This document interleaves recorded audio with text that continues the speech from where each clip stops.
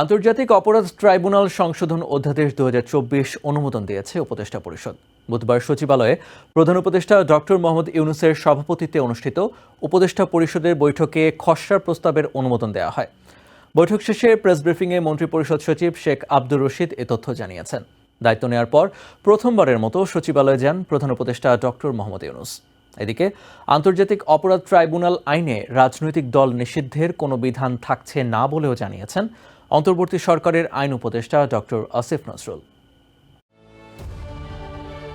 অন্তর্বর্তী সরকারের প্রথম উপদেষ্টা পরিষদের বৈঠক শেষে সচিবালয় প্রেস ব্রিফিংয়ে মন্ত্রিপরিষদ সচিব শেখ আব্দুর রশিদ বলেন, আন্তর্জাতিক অপরাধ ট্রাইব্যুনাল সংশোধন অধ্যাদেশ ২০২৪ এর খসড়া নীতিগত ও চূড়ান্ত অনুমোদন হয়েছে। কিছু কিছু অপরাধের স্থান ঠিক করা ছিল বাংলাদেশের অভ্যন্তরে।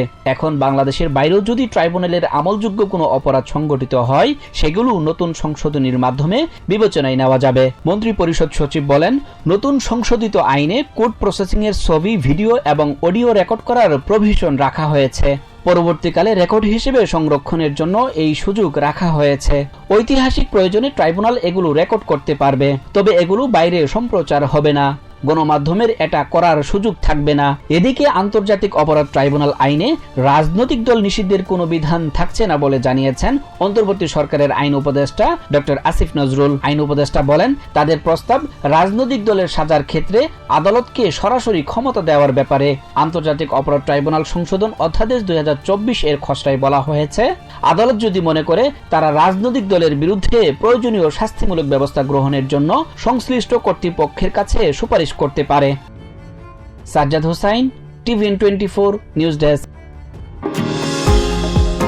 নিউ ইয়র্ক থেকে সম্প্রচারিত TVN24 টেলিভিশন বিশ্বজুড়ে বাঙালির কণ্ঠস্বর।